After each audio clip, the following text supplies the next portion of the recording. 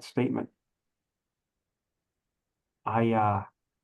Good. I was just letting everybody, making sure everybody that is going to join has joined, and maybe a couple of others will do so here momentarily. But thank you, Angie. Just as she just mentioned, as we're now recording, our chair, presiding judge Wells Ashby, is not with us today. So I, as serving as vice chair, will fill in that capacity and chair today's meeting. So let me welcome everyone to this incredibly warm October 1st day. And thank you all for being here. We have a couple of great topics today.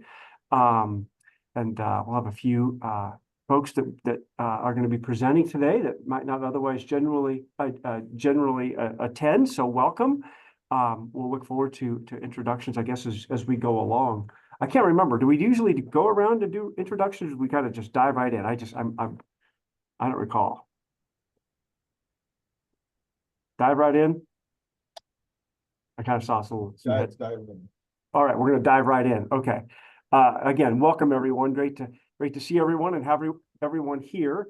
We're going to move to agenda item number 2, our August minutes. So I hope folks have had a chance to read those. And what I will do is I will follow in Chair Ashby's steps in the process. Generally is if anybody disagrees with the minutes as provided, thanks, Angie, then please indicate, or any revisions, please let us know, and I'll just pause for a moment to see if there are any objections. And not seeing any objections, we will count the August meeting minutes as approved and adopted. So thank you, everyone. Now let's move into public comment. Let's see if we have anybody signed up for public comment or anybody would like to provide public comments. Don't see anybody.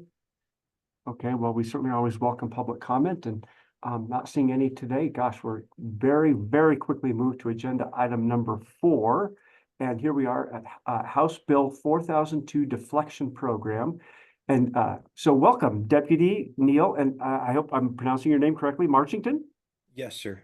Great, welcome. Thank you very much for being here. We look forward to having you with us and discussing the deflection program and having a discussion. Thanks, I'll turn it over to you. Thanks, Nick. So I'm Deputy Neil Marchington. I've been a deputy with the Sheriff's Office for 17 years now, and so I've had a lot of different roles over the time. I've worked with the courts in specialty assignments for quite a while, previously serving as the pretrial services deputy partnership program between the DA's office, the court, and the Sheriff's Office. I've shifted now as the program coordinator for the deflection program here for Deschutes County.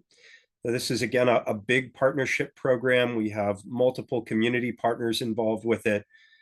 Very large backing with OHSU's Addiction Medicine Clinic and the Waddell Research Group. So it's a very big state project under the new law with a lot of funding and resources to really help get folks treatment very rapidly.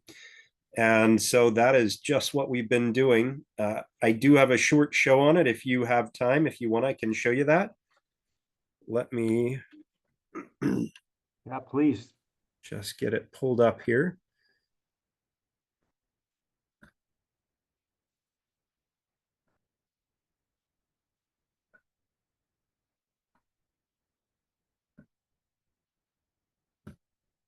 All right, can you all see that okay? Right, so just a little general overview of what deflection is. It's a way to help people escape addiction. So we have a brief agenda, just introduction of who some of the staff are, what deflection is, the eligibility, ask questions anytime. So our command structure for this, Captain Michael Schultz, he's my boss.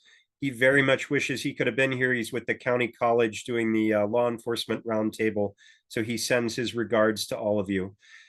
I'm the program coordinator. We have 2 county contractors, Ideal Option. Their supervisor is Josh Lair. I'll talk more about him in a minute. And Best Care, and Barrett Hamilton is the supervisor there. We're slotted to have 4 full-time navigators. We have 3 of those 4 in place at this time.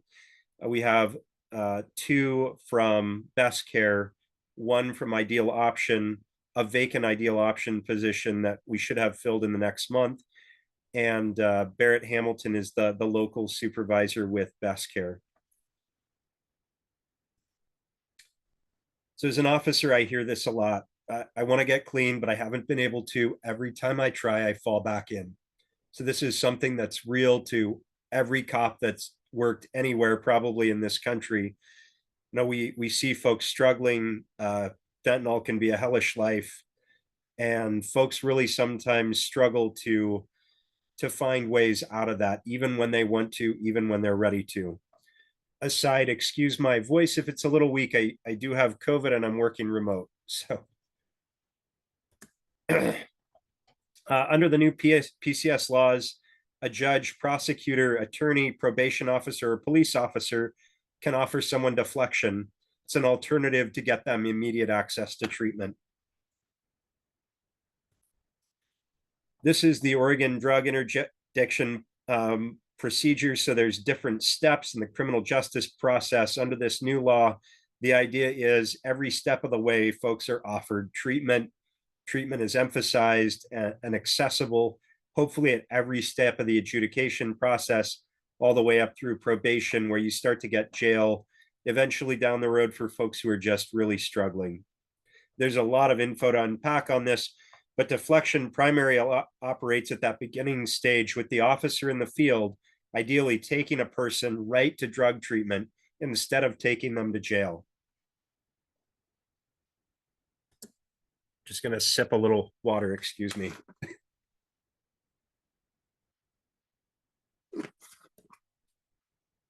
So deflection works to get people clean. Marion County is the basis for our program. They started a program called LEAD there in 2018. Josh Lair, who is the Ideal Option supervisor, founded that program with the DA's office in Marion County. So we have some great experience with how these really work, and you know, just a great ally with that treatment provider.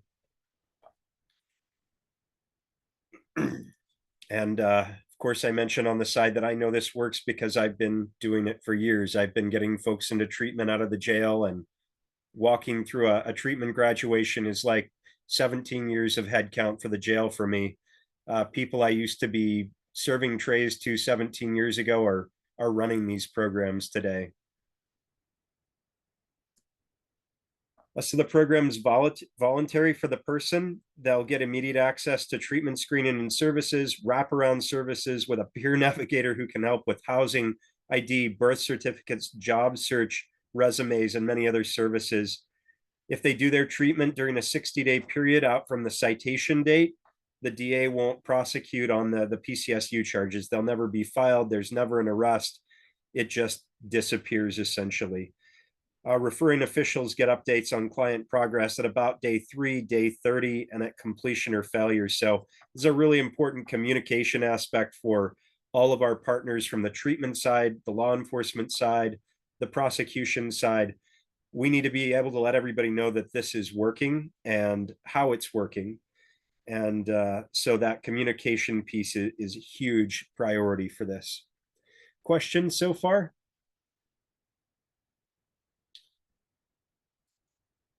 So the actual process, an official, typically a police officer, will take somebody to the Taylor Center. This is the picture of the Taylor Center.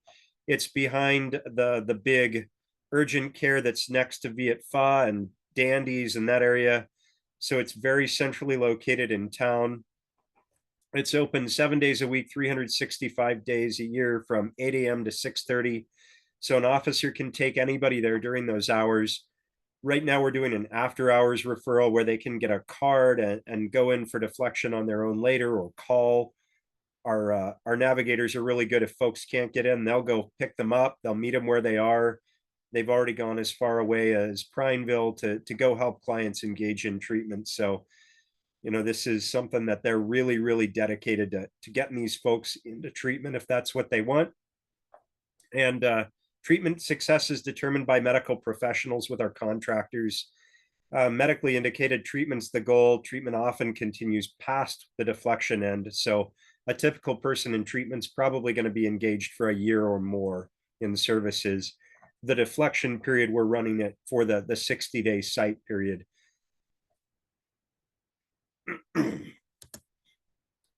So we had our first deflection in the county. It was on the 5th of September.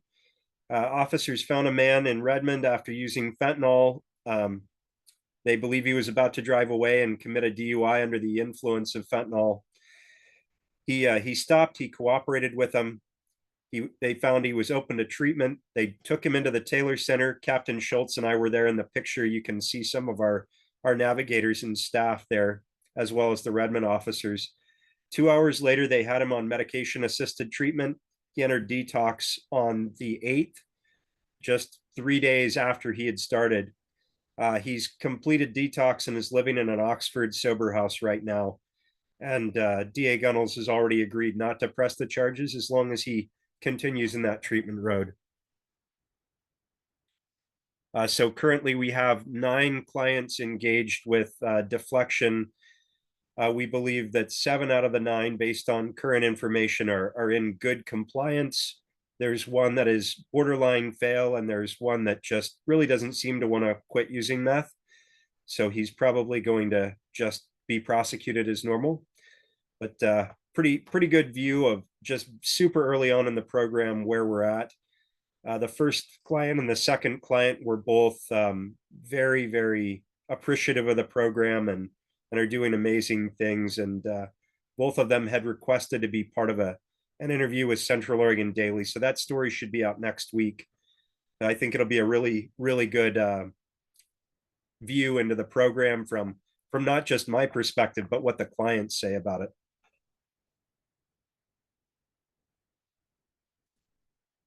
In my 17 years as a deputy, I've never seen jail alone fix addiction. I see treatment work again and again.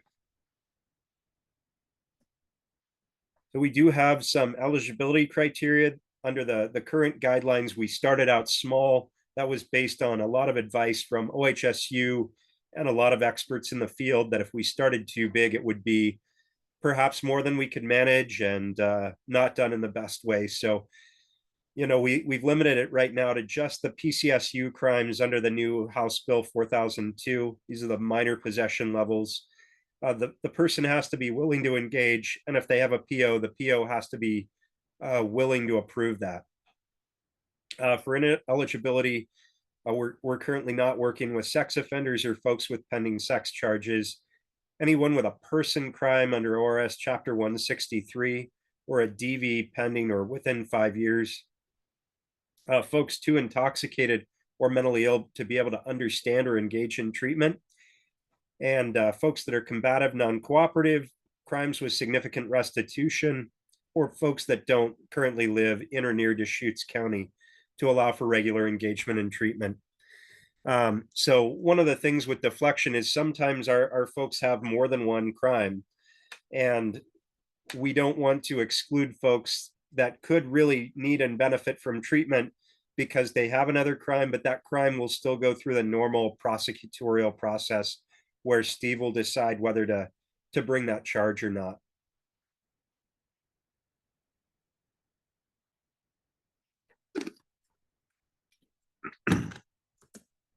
And that is the down and dirty of the program. I know that's a lot of info. Let me exit sharing here and get back to you. That's a lot of info real quick. Does that make sense? And what questions can I answer for you? Yeah, I just want to say, Deputy Marchington, thank you for being here, given your condition. I can only imagine. And I really appreciate your overview. Great information for sure for all of us. And I expect there are going to be questions and follow-up. And we have our behavioral health director, Holly Harris, I know who's been involved, and certainly our district attorney, Steve Gunnels. And yeah, open it up for questions, comments, discussion. Pretty close to everybody in the room's been involved. We've got great partners with the PD and boy, Bend and Redmond. Oh, we did do the trainings with all of the major police agencies. So We've been through all of Bend PD's in-service trainings. We've been through briefings with all of Redmond PD and done trainings with them. Sun River as well, as well as all the sheriff's deputies with the county. We have more and ongoing trainings planned, but we've made a whole lot of progress in a very limited time. Very impressive. Well, let's open it up for comments, questions, discussion.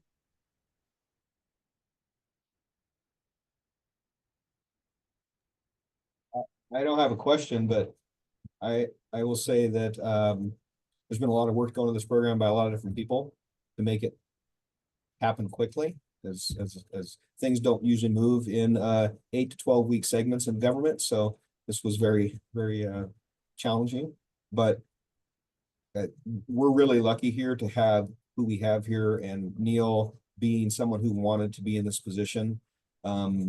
That is the key to having a successful start to this program.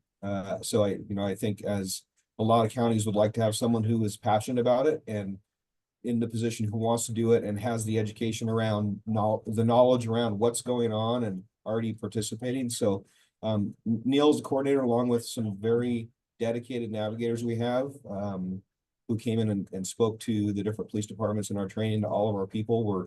It's just really a great kickoff to start this, and that's going to be 50% of the success of the program. Thank you, Chief.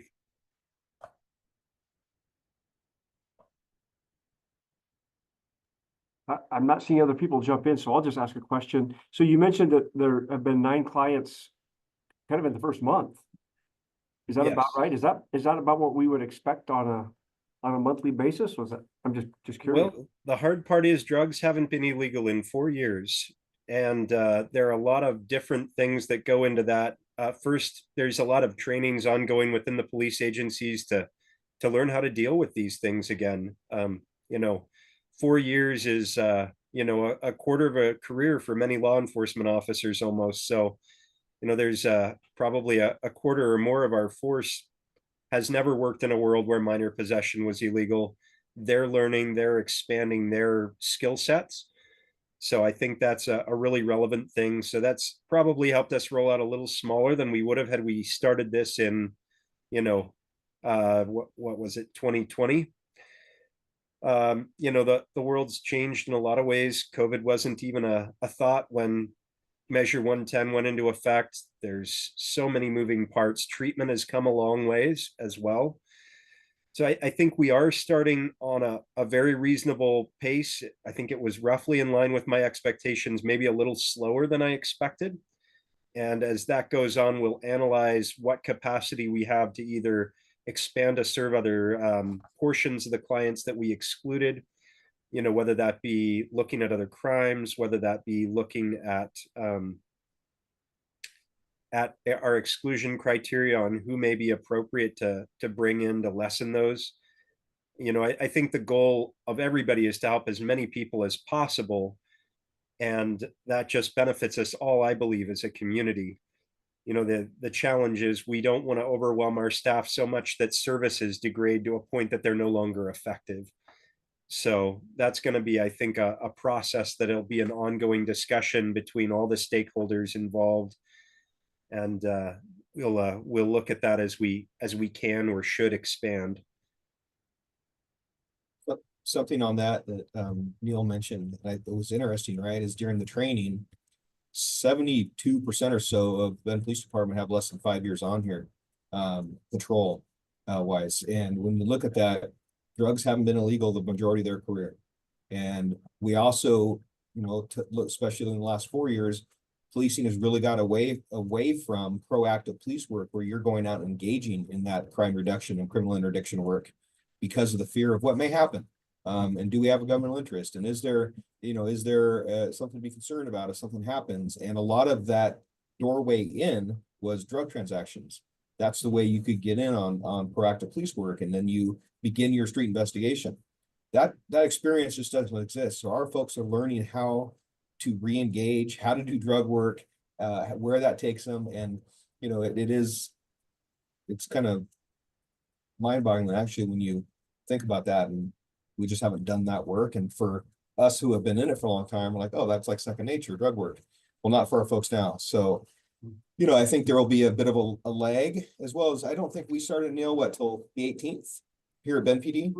Yeah, we So- had all the officers trained. I think it was maybe the 16th off 16th? memory, but yeah, somewhere right around then was the final in-service training. And then of course those officers went into other trainings and weren't even operating that day. So, you know, it was definitely a process. That's why Redmond got the first one, because they got the first trainings. And, you know, I may have not had a day off for 21 days straight, but we got them all done.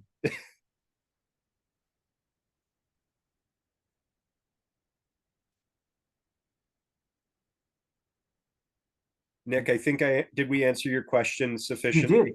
Yeah, Good but deal. what's particularly interesting is if Ben PD didn't start until really the 18th and Redmond started earlier, maybe it's 9, maybe not the accurate reflection for a full month. I mean, so October may be the first kind of full month.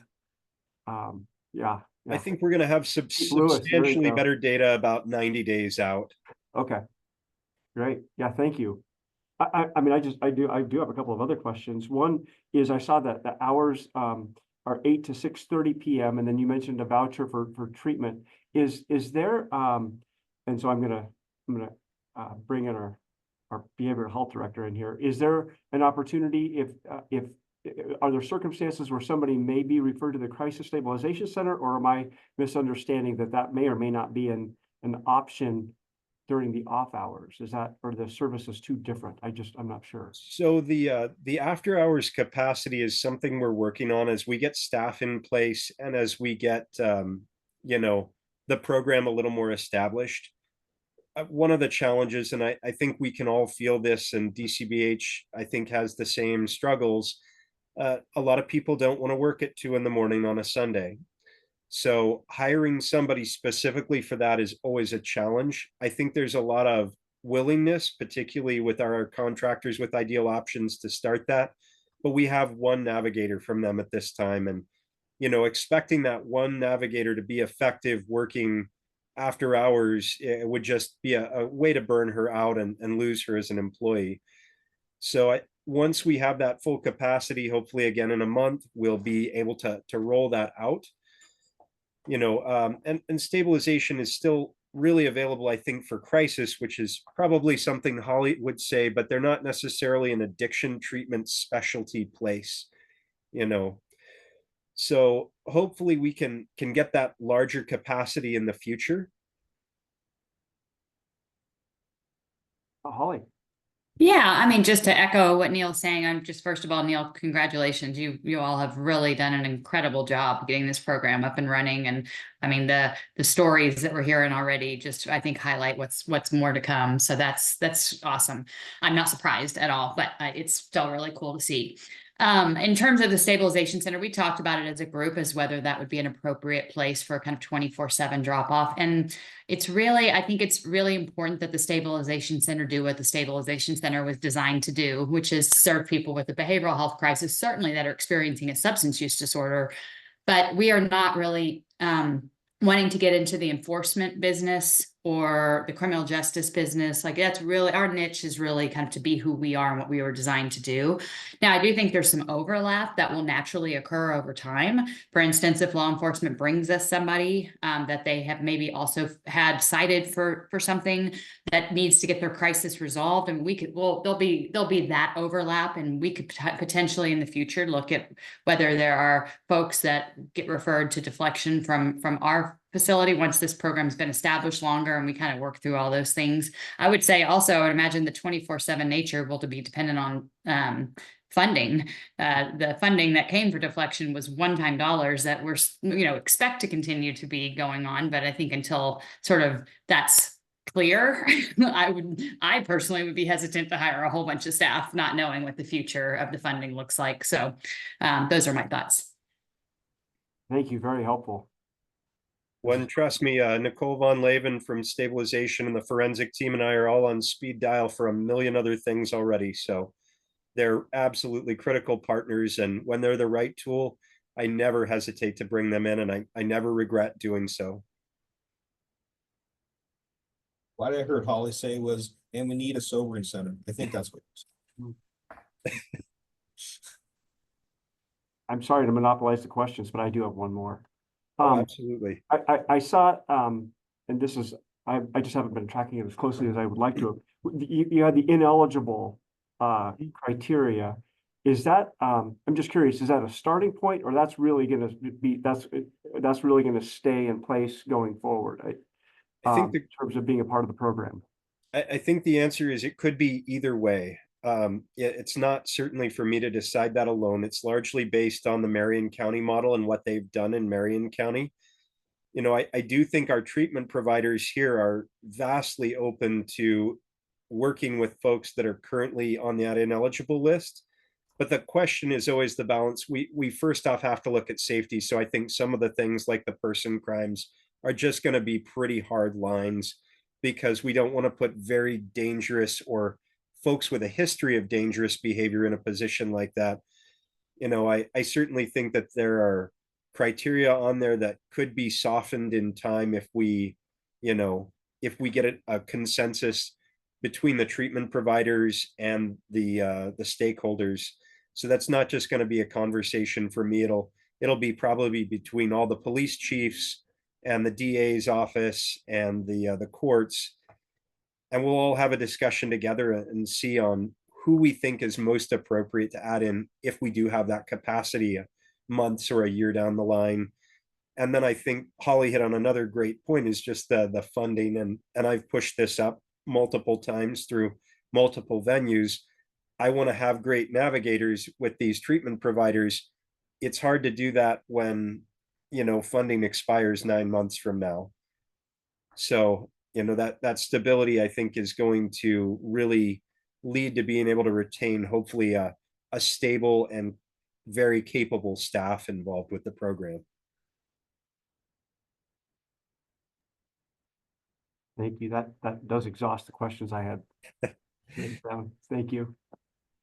No problem. Anybody else at all? I'm happy to chat with y'all.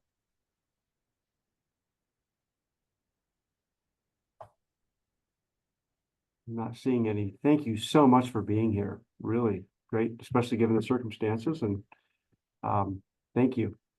No problem. I'd usually stick around for a bit, but if Great. you're all good, I'm gonna go and drink more water. Please do. Yes, please drink a lot of water. Get rest. Thank you. Thanks all. Good night. All right. Good night. Bye.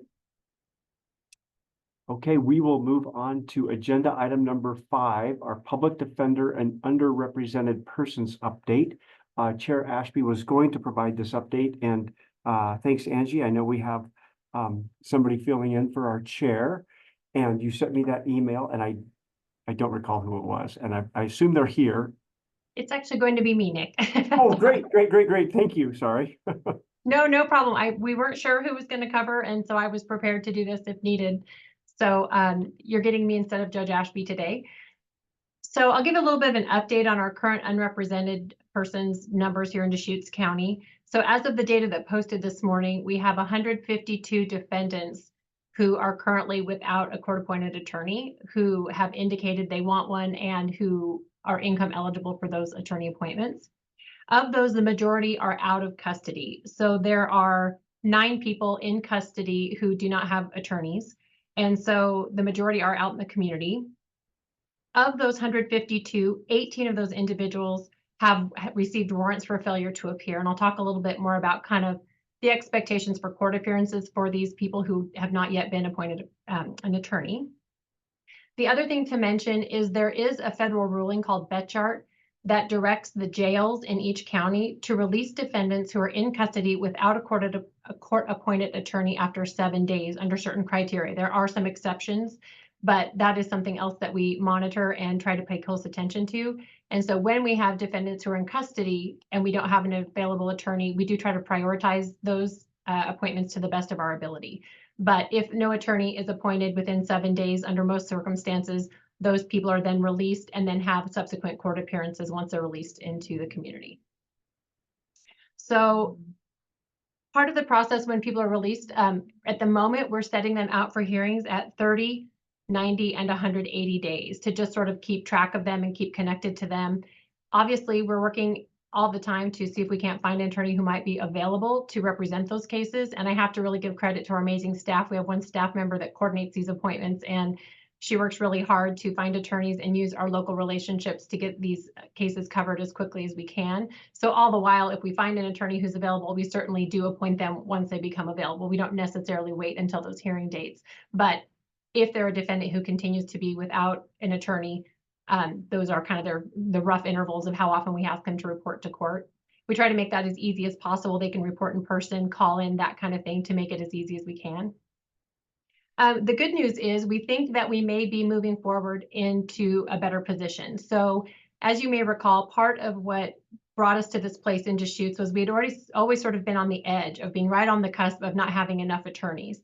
And what sort of pushed it over the edge late spring, early summer was a number of transitions of our public defense attorneys, either from particular firms to other, whether they retired or left the field or went from defense work to prosecution or changed firms. And so we had a number of these transitions that hit all at once that really kind of accelerated Deschutes County ending up in sort of the crisis that some other courts have been experiencing before we did. The good news is I do believe that most of our public defense providers are currently staffed up or very close to that. So our primary public defense provider historically has been Deschutes Defenders, as well as the Bend Attorney Group, which is a consortium of attorneys, and the Atlas Law Group. And so I believe that all of them are currently or close to being fully staffed, which will make a huge difference, but it does take some time to onboard those new attorneys. Not all of the attorneys are ready yet to take some of the more serious cases and those kinds of things, but that is good news. But of course, we also have a backlog that we need to address. So getting those positions hired sort of brings us up to status quo for meeting the needs of new cases that come in. But we also have these cases that have been coming all along this summer that may or may not have attorneys. So it's going to take us a while to work out of that transition. The other thing I just really have to say for our community that's left us in better shape than we would have been otherwise, were in addition to those three providers I mentioned stepping up, also we've had independent attorneys in the community who haven't historically necessarily provided public defense work, agreeing to take this work on contract. And so again, using kind of the collaborative culture in our community and the relationships between these attorneys and the court, a number of private attorneys have also stepped up to agree to take some of these cases, which again has buffered the impact it could have had had we not had additional folks step up in the community. So the good news is we think the end is in sight, but it's going to take us a while to work through that. So we're nowhere near out of that situation yet. It's going to take a while, but it is encouraging at this point.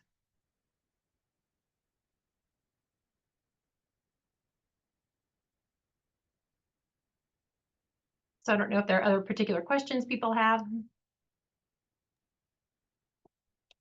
Well, thank you. That's great. Yeah, great information, great update. Just open it up to others. The other thing I'll mention is, I'll paste it here in the chat. The Oregon Judicial Department does have a public-facing dashboard that anyone can look at to sort of see the status of public defense and this unrepresented crisis across the state. That data is not hard and fast. There's a caveat on the website because sometimes in-house in the court we find data entry things we need to correct or clean up. So but it gives you sort of a ballpark of the status of the unrepresented situation in different districts across the state, and I'll paste that website into the chat.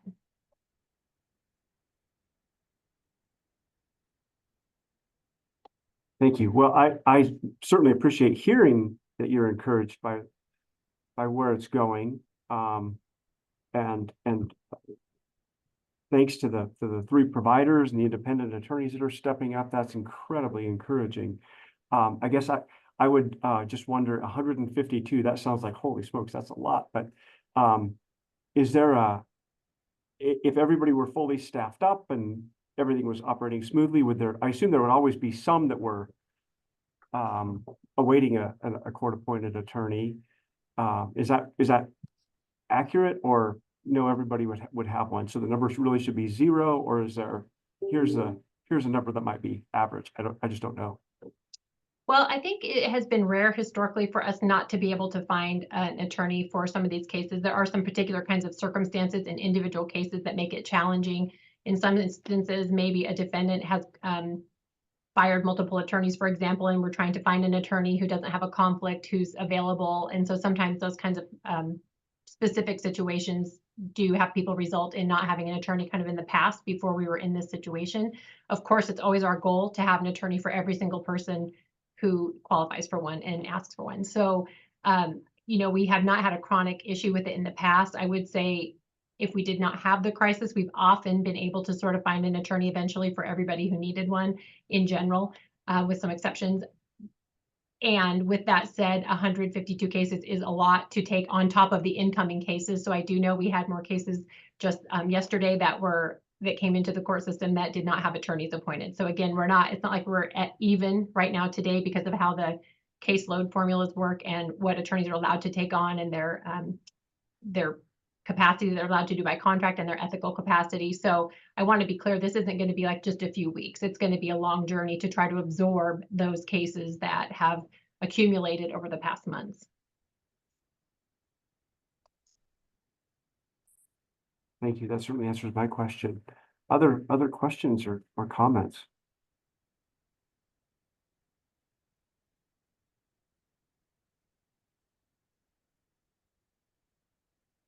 I'm not seeing any. And again, I'll just say it again. The fact that you're encouraged about where it's going certainly gives me the I'd say comfort going cautiously forward. optimistic. Yeah, sure. Anything positive we'll take, given the crisis that we're in. So thank you. And to be clear, I don't want to minimize the situation we're in, right? We Right. have defendants who are in limbo. We have victims who are in limbo. I don't want to suggest in any way that this is not going to be a long haul to Yeah. work through this. And I don't want to minimize the impact to the community in the interim while we begin to work our way out of this. So I want to be really clear about that. But also after a period of you know, not being able to get ahead of this, while we're not going to get ahead of it, at least hopefully we're getting back to sort of our baseline capacity, which is a start.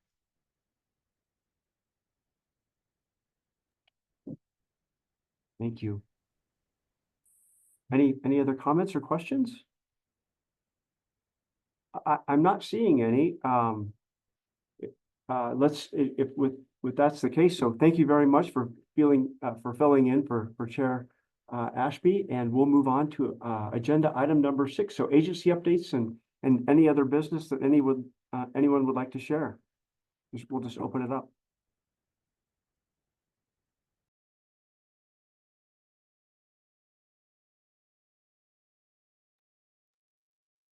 I'm not seeing any, so unless there's nothing else, we'll conclude the meeting 40 minutes in, and thank everyone for attending and participating today, and enjoy the warm evening ahead. We'll adjourn the meeting. Okay, thanks everyone. Thanks, Nick. Mhm.